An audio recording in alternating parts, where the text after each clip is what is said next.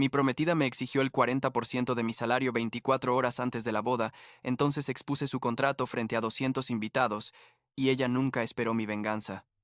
Tengo 28 años, trabajo en tecnología trabajaba, ya les cuento eso, y necesito sacar esta historia de mi pecho porque lo que pasó hace unos meses en mi boda, o mejor dicho, en lo que se suponía que iba a ser mi boda, básicamente explotó mi vida en 1000 pedazos frente a como 200 personas. Y lo peor, o tal vez lo mejor, no sé, es que yo mismo provoqué esa explosión. Supongo que debería empezar por el principio, cuando conocí a Daniel hace como 3 años y medio, porque sin ese contexto nada de lo que pasó después tiene sentido. Conocí a Daniel en una de esas fiestas de amigos, ya sabes, de esas donde no conoces a nadie pero terminas quedándote hasta las 3 de la mañana porque la estás pasando bien. Ella trabajaba en marketing, tenía 23 años en ese momento, y era de esas personas que iluminan una habitación cuando entran, literalmente todos volteaban a verla. Empezamos a hablar esa noche sobre no sé qué, creo que sobre series de Netflix, o algo así de básico, y de ahí simplemente fluyó todo. Los primeros 6 meses fueron increíbles. Tipo esa fase donde todo es perfecto y tu pareja no tiene defectos, y piensas que así va a ser para siempre. Nos mudamos juntos después de un año, lo cual mis padres pensaron que era muy rápido, pero yo estaba enamorado y convencido de que ella era la indicada. Los siguientes 2 años fueron buenos. No perfectos, pero buenos. Tuvimos nuestras peleas, claro, sobre todo por dinero porque yo ganaba bastante más que ella, y a veces había tensión sobre quién pagaba qué, pero nada que me pareciera fuera de lo normal para una pareja que vive junta. Ella quería salir más seguido a restaurantes caros, y yo era más de ahorrar, ese tipo de cosas. En retrospectiva, y esto es algo que me carcome hasta ahora, había señales que debía haber visto, pero estaba demasiado metido en la relación para notarlas, como que ella siempre hacía comentarios sobre cuánto ganaba yo, o sobre amigos suyos cuyos novios les daban cierta cantidad de dinero mensual, o sobre cómo su papá siempre le daba dinero a su mamá para sus gastos. Pero yo pensaba que solo eran conversaciones casuales. ¿Me explico? Hace como 10 meses le propuse matrimonio. Fuimos a ese restaurante italiano que a ella le encantaba. Tenía el anillo en el bolsillo sudándome las manos toda la noche, y cuando finalmente me arrodillé, ella empezó a llorar y dijo que sí antes de que terminara de preguntar. Fue perfecto, o eso creí. Empezamos a planear la boda inmediatamente porque ella quería casarse pronto. Decía que ya habíamos esperado suficiente y que a sus 26 años ya quería ser esposa. Yo estaba de acuerdo, la verdad, así que fijamos la fecha para 10 meses después.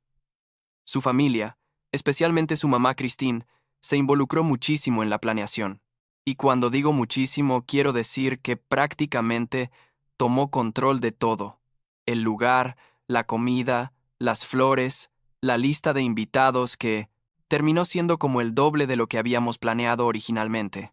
Mis papás pusieron algo de dinero, pero los papás de Daniel insistieron en cubrir la mayor parte, lo cual me pareció generoso en ese momento, pero ahora obviamente entiendo que era parte de un plan más grande.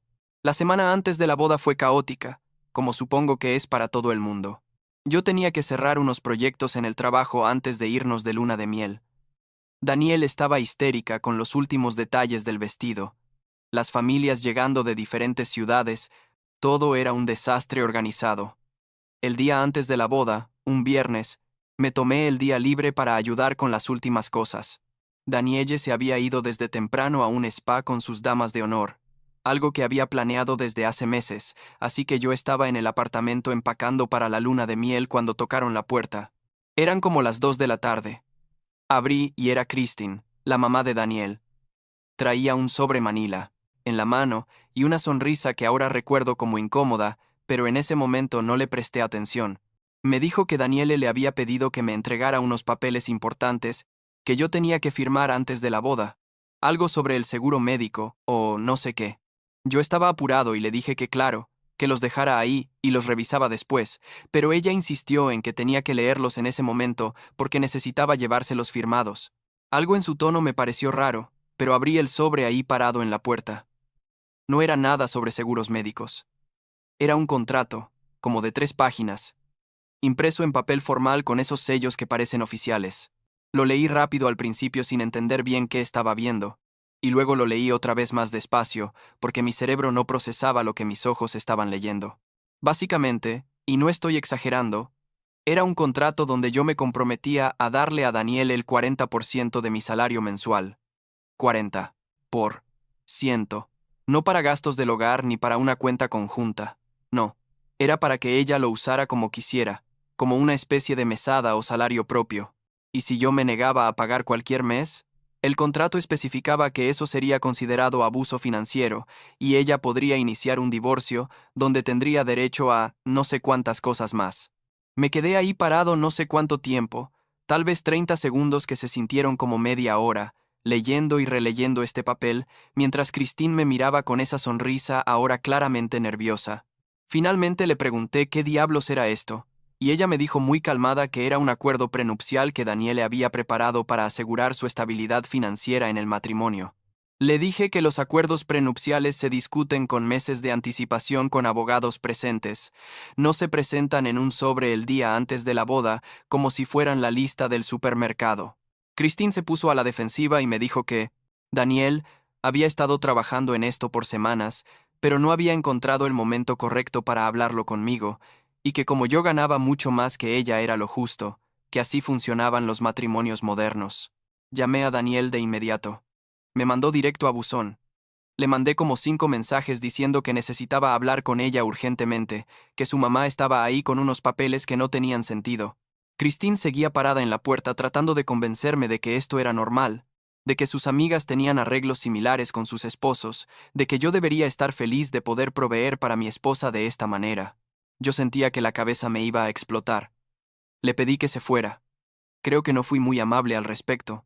Cerré la puerta y me senté en el sofá tratando de procesar lo que acababa de pasar. Daniele me llamó como una hora después. Yo ya había leído el contrato unas 10 veces, y cada vez me enojaba más. Le pregunté qué era, esa mierda que su mamá me había traído, y ella, con una calma que me perturbó, me dijo que era exactamente lo que parecía ser, un acuerdo para asegurar que ella estuviera financieramente cómoda en nuestro matrimonio.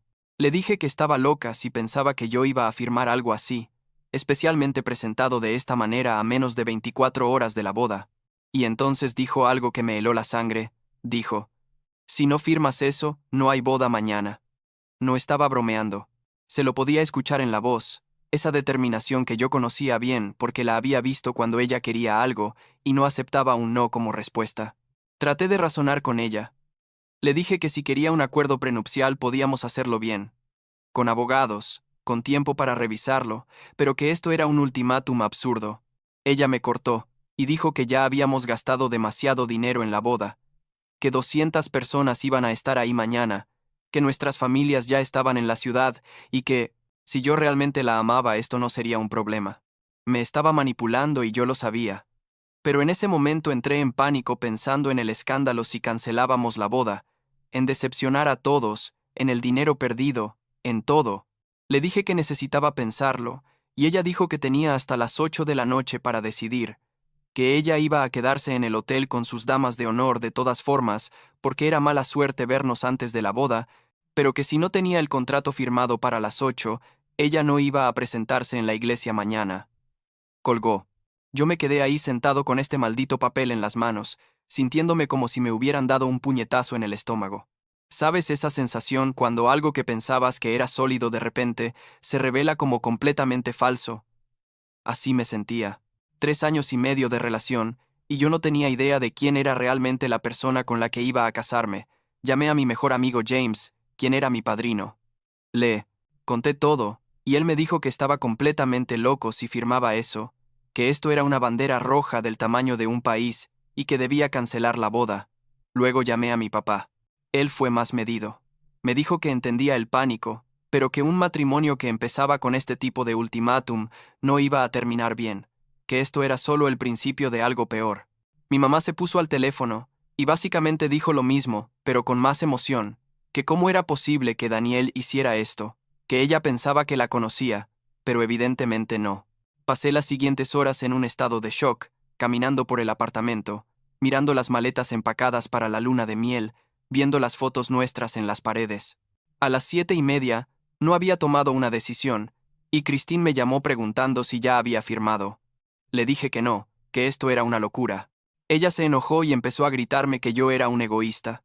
que su hija merecía estar asegurada económicamente, que sí, yo no la amaba lo suficiente para hacer este pequeño sacrificio, entonces no merecía casarme con ella. Eso me hizo enojar de verdad, y le dije que esto no era amor, era extorsión, y que se fuera al diablo junto con su contrato. A las 8 en punto, Daniel me llamó. Le dije que no iba a firmar eso. Hubo un silencio larguísimo, y luego ella dijo, entonces supongo que no nos vemos mañana. Le rogué que reconsiderara, que por favor habláramos en persona, que no podía estar hablando en serio. Ella dijo que estaba completísima en serio, que si yo no firmaba ella asumía que yo no estaba comprometido con el matrimonio y no tenía sentido seguir adelante. La conversación se puso fea, empezamos a gritarnos. Ella llorando diciendo que yo no la amaba y yo diciéndole que ella no entendía lo que era el amor, si pensaba que esto era aceptable. Eventualmente ella dijo que me daba hasta mañana en la mañana para cambiar de opinión, que estaría en el hotel esperando el contrato firmado. Antes de ir a la iglesia, colgó otra vez. No dormí nada esa noche. Como a las 3 de la mañana, en medio de esa claridad extraña que viene del cansancio extremo, tuve una idea. Si ella quería jugar sucio, yo también podía. Busqué el contrato, lo leí una vez más, y lo firmé. Sí, lo firmé, pero con un plan. Tomé fotos de cada página, hice como 3 copias en la impresora, y guardé todo en mi mochila junto con mi traje para la boda. A las 6 de la mañana, le mandé un mensaje a Christine diciendo que había firmado el contrato y que se lo entregaría en la iglesia antes de la ceremonia. El día de la boda fue surreal. Me arreglé como un robot, mi padrino tratando de animarme, pero yo estaba en otro planeta mentalmente.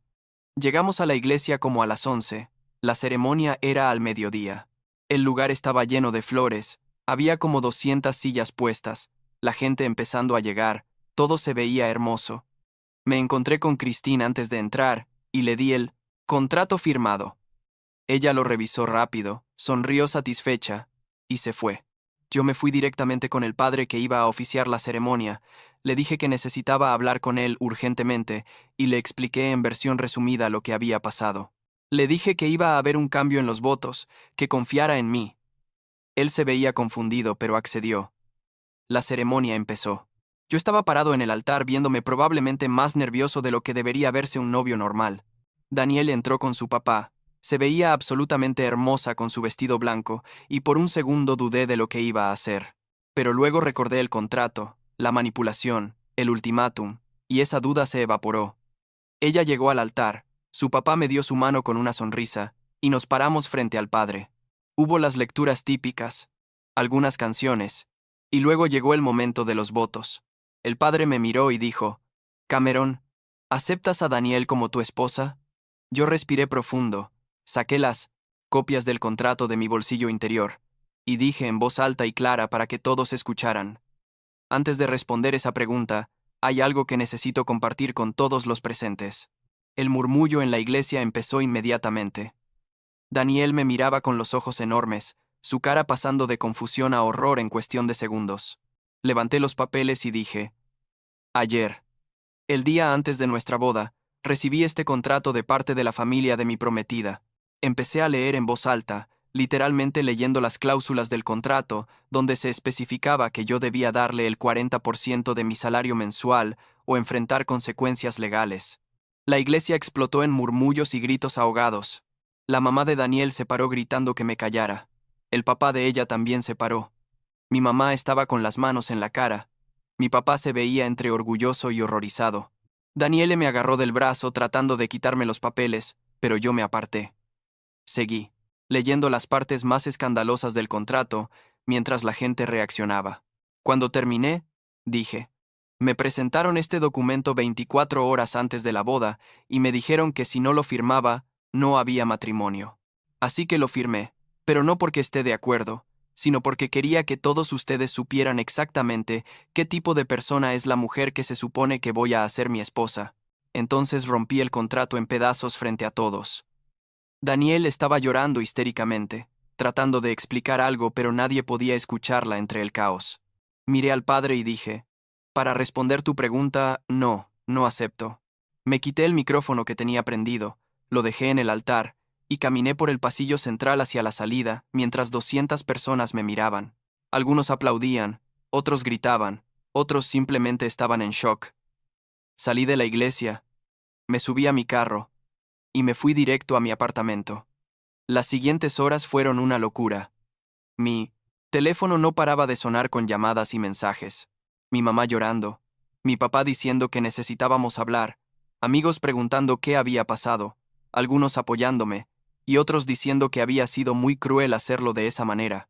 La familia de Daniel me mandó mensajes amenazantes, el papá de ella diciendo que era un cobarde, Christine diciendo que había arruinado la vida de su hija y que me iba a demandar por algo. No sé por qué exactamente.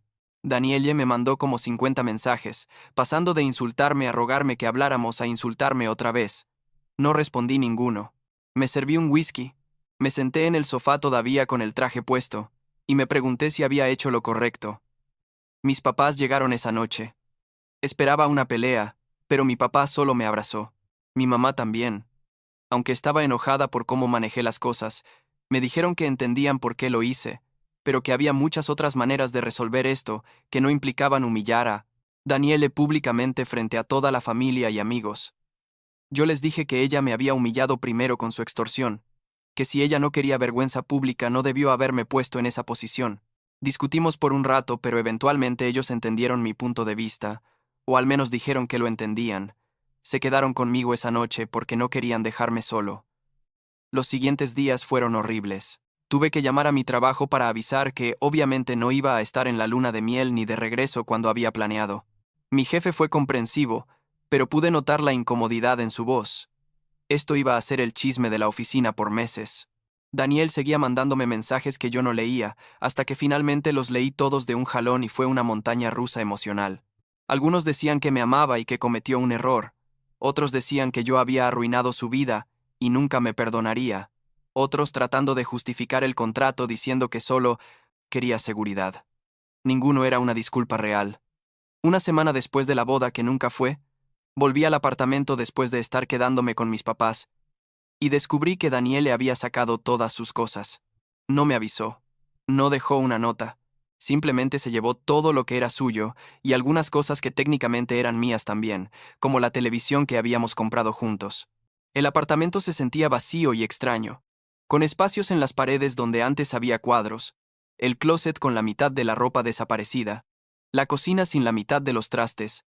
Me senté en el sofá, que por suerte dejó, y lloré por primera vez desde que todo esto pasó. No porque la extrañara, al menos no todavía, sino porque 3 años y medio de mi vida acababan de evaporarse de la manera más dramática posible. Pasaron como 3 semanas en este limbo raro, donde yo trataba de seguir con mi vida normal, pero nada se sentía normal. El trabajo era incómodo porque todos sabían lo que había pasado. Salir con amigos era incómodo porque la mitad eran amigos de ambos y no sabían de qué lado estar. Incluso ir al supermercado se sentía raro, porque vivía con el miedo de encontrarme con Daniele o su familia. Y entonces, justo cuando pensaba que lo peor había pasado, recibí una carta certificada de los papás de Daniel. Era una demanda. No legal técnicamente, pero amenazando con hacerla legal, exigiendo que yo les reembolsara todo el dinero que habían gastado en la boda. Hablaban de como $50,000 entre el lugar, la comida, las flores, el vestido, todo. Me enojé tanto que fui directo a su casa. Toqué la puerta y el papá de Daniel abrió. Nos gritamos en la entrada por como 10 minutos, él diciendo que yo había cancelado la boda entonces debía pagar, yo diciendo que su hija había saboteado la boda con su contrato absurdo, y que si alguien debía dinero, eran ellos por ser parte de esa manipulación. Christine salió y también empezó a gritar, diciendo que yo era un monstruo que había destruido a su hija. Les dije que su hija se había destruido sola con su avaricia y que podían demandarme si querían, pero que no les iba a dar ni un centavo. Me fui antes de que las cosas se pusieran físicas, porque el papá de ella se estaba acercando mucho a mí y yo estaba a punto de perder el control. Esa noche llamé a Daniel por primera vez desde la boda. No sé por qué lo hice. Supongo que necesitaba escuchar su voz o entender algo que no terminaba de procesar. Ella contestó después de varios timbres. Le dije que sus papás me habían mandado esa carta, y ella suspiró, y dijo que ella no sabía nada de eso, que sus papás estaban actuando por su cuenta. Le pregunté si de verdad pensaba que ese contrato era razonable, y hubo un silencio largo. Finalmente dijo que sus amigas le habían metido la idea en la cabeza, que había visto videos en internet sobre mujeres asegurando su futuro financiero, que pensó que era lo inteligente. Le dije que lo inteligente hubiera sido hablar conmigo como adultos, meses antes, no emboscarme el día antes de la boda. Ella empezó a llorar y dijo que lo sabía, que había cometido un error horrible, que si pudiera regresarlo todo lo haría diferente. No sé si le creí. Parte de mí quería creerle, pero otra parte pensaba que solo estaba arrepentida, porque su plan no funcionó. Le dije que necesitaba que le dijera a sus papás que dejaran de acosarme, y ella prometió que hablaría con ellos. Colgamos, y fue la última vez que hablé con ella por meses. Decidí que necesitaba un cambio grande en mi vida. No podía seguir en el mismo trabajo donde todos me miraban con lástima o curiosidad. No podía seguir en la misma ciudad con todos los recuerdos y el potencial de encontrarme con Daniel en cualquier momento. Hablé con mi papá sobre una idea que había tenido por años de empezar mi propio negocio de consultoría tecnológica.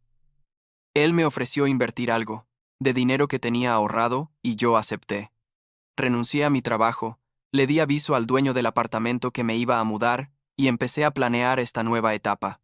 Mis papás me apoyaron completamente.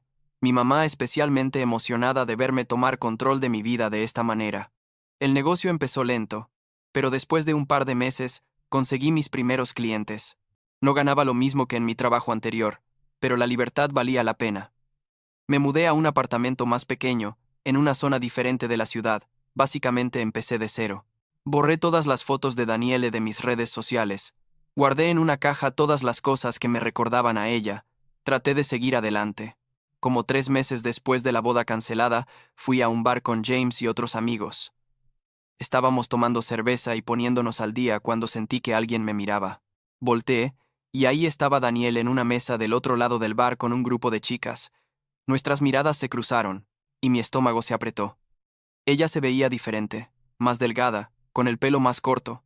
Algo en su cara que no había visto antes, como tristeza o madurez o no sé. James notó que la vi y me preguntó si quería irnos. Pero le dije que no, que estaba bien. Como media hora después, Daniel se acercó a nuestra mesa. Mis amigos se pusieron tensos, pero ella solo me miró y preguntó si podíamos hablar afuera. Dudé, pero finalmente acepté. Salimos a la calle y nos quedamos parados en la banqueta en ese silencio incómodo que pasa cuando dos personas que se conocían íntimamente se vuelven extraños. Ella habló primero. Dijo que había estado queriendo contactarme, pero no sabía si yo querría escucharla. Le dije que dependía de qué quisiera decir. Daniel me dijo que había estado en terapia estos últimos meses, que se había dado cuenta de muchas cosas sobre ella misma y sobre nuestra relación. Dijo que el contrato fue una idea completamente estúpida y manipuladora, que lo hizo por inseguridad y por presión de su mamá y amigas, pero que eso no era excusa. Dijo que lo que más lamentaba no era perder la boda, sino perderme a mí, que se había dado cuenta demasiado tarde de lo bueno que había tenido. Yo solo escuchaba sin decir nada. Luego ella preguntó si alguna vez podría perdonarla, no para volver, sino solo para tener paz. Le dije la verdad, que todavía estaba enojado y dolido, que lo que ella hizo destrozó algo en mí que no se iba a reparar fácilmente. Pero también le dije que entendía que las personas cometen errores y que con tiempo tal vez sí podría perdonarla, aunque eso no significaba olvidar. Ella asintió con lágrimas en los ojos, me dio las gracias por escucharla y me deseó lo mejor con mi negocio, porque aparentemente había escuchado sobre eso. Le devolví los buenos deseos y nos despedimos ahí en la banqueta, sin abrazo ni apretón de manos, solo un adiós. Volví al bar sintiéndome extraño, no triste exactamente, pero tampoco aliviado, solo como cerrado. James me preguntó si estaba bien, y le dije que sí, que sorprendentemente sí lo estaba. Esa conversación de alguna manera me dio algo de cierre que no sabía que necesitaba. No cambió lo que pasó ni hizo que el dolor desapareciera, pero me hizo sentir que finalmente podía empezar a dejarlo ir. Ahora, varios meses después de todo esto, estoy bien. Mi negocio está creciendo. Tengo nuevos clientes cada semana. Mi relación con mis papás está mejor que nunca. Salí en un par de citas, pero nada serio todavía. Y está bien, no tengo prisa. A veces todavía pienso en Daniel y en lo que pudo haber sido si las cosas hubieran sido diferentes. Si ella hubiera sido honesta desde el principio. Si yo hubiera visto las señales rojas antes. Pero al final creo que hice lo correcto. Fue dramático. Sí. Fue público. y probablemente humillante para ella, pero expuso una verdad que necesitaba ser expuesta. No me arrepiento de haberlo hecho, aunque tal vez me arrepiento de cómo lo hice. Supongo que nunca sabré si había una mejor manera, pero fue la única que encontré en ese momento, y ahora tengo que vivir con esa decisión. Y puedo hacerlo. La verdad, puedo vivir con eso.